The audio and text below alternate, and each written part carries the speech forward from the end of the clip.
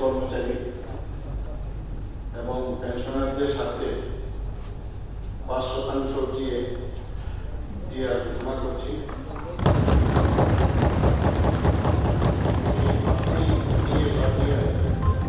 আগামী অর্থ বছরের 1 এপ্রিল 2026 থেকে কার্যকর হবে এবং এতে উপকৃত হবেন মোট 1,02,563 রেগুলার কর্মচারী এবং 81,019 পেনশনার এবং ফ্যামিলি পেনশন। তাছাড়া অনিয়মিত কর্মচারী যারা আছেন এবং এতে উপকৃত হবেন। এতে মোট ব্যয় হবে বার্ষিক প্রায় 500